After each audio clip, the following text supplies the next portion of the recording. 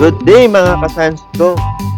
Topic natin today, tutorial number 4, paano mag-program ng 7-segment display and push button sa Arduino.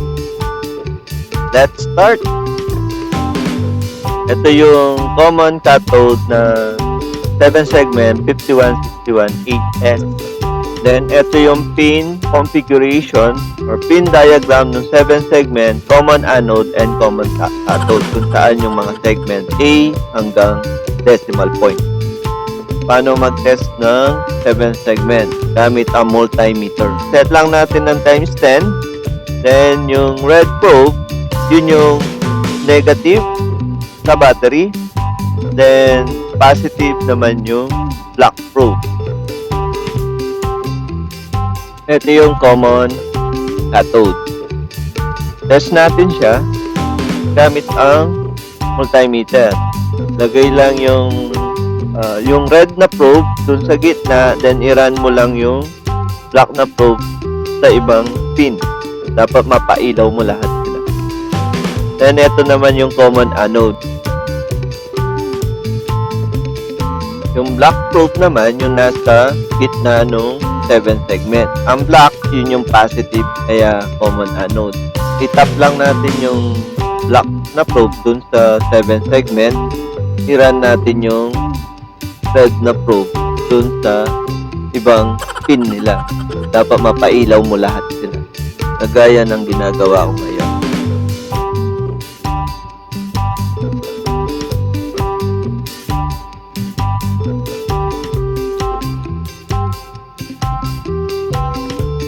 Ganyan lang mag-test ng 7-segment display. Common anode and common cathode.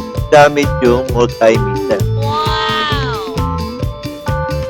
Next step natin, gagawa tayo ng circuit na gamit ang proteus.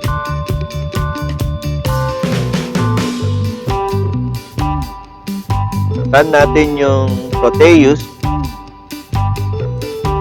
Then mag-place tayo ng mga component. Hanap tayo ng common anode na 7-segment. Then, place natin sa worksheet. Then, yung resistor. Then, yung power supply niya, 5 volt. Kasi common anode tayo. And Arduino. Then, lalagay tayo ng mga wires. Place tayo ng resistor, supply niya, then yung LED papunta doon sa pin 13.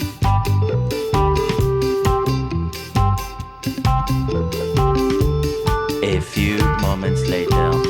Ito na yung final circuit natin. Meron tayong common anode, resistor, 5 volts, saka LED, and yung Arduino. Nakakonect yung 7-segment dun sa pin 12 hanggang 5, then yung LED sa pin 13.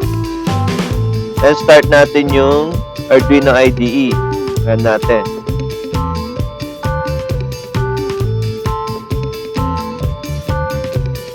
Open natin yung previous file dun sa previous video.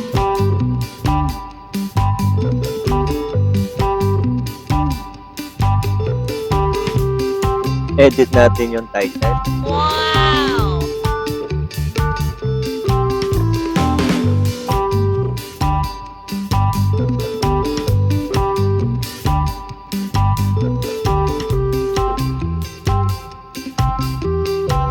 Assign natin yung mga LED pin saan naka-connect yung segment A hanggang segment decimal point.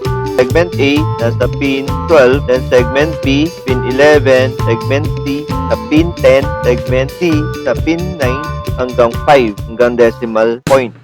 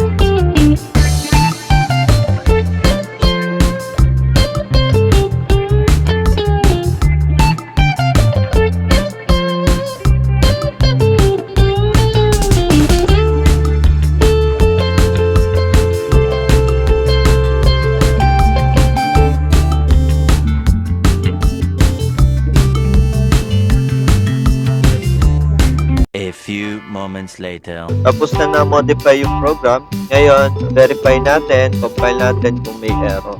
Kung gusto nyo pala makuha yung program code na to, pwede nyo i-click sa description sa baba ng video na to. Bale, dito sa program na ginawa natin, naka-digital write na high yung segment, naka-off yung segment dahil naka-common anode tayo sa circuit. Then, pagka naka-digital write na low yung segment, naka-on yung segment. Wow! I-test na natin yung program natin. Copy natin yung text and paste natin dun sa Proteo sa Arduino Uno.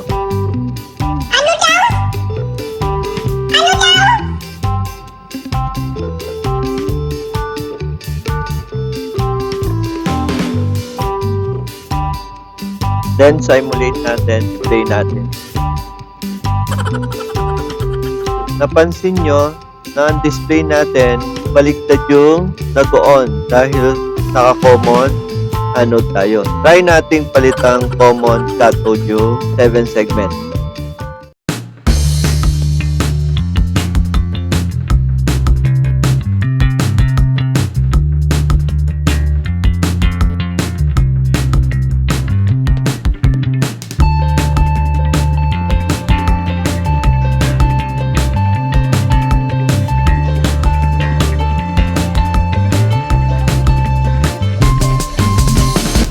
A few moments later. Yan, napalitan ko na. Ginawa ko ng common cathode. Play natin.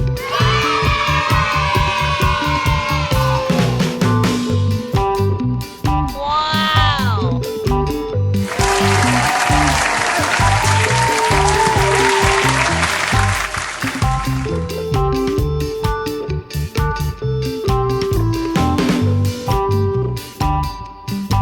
Balik tayo sa program. Gagawin natin, lalagyan natin ng exclamation point yung mga high at saka low para magamit natin yung common anode na 7 segment.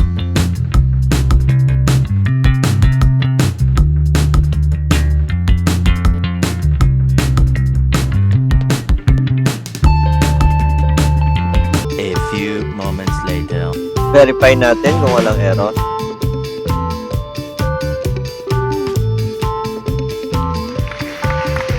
Wow!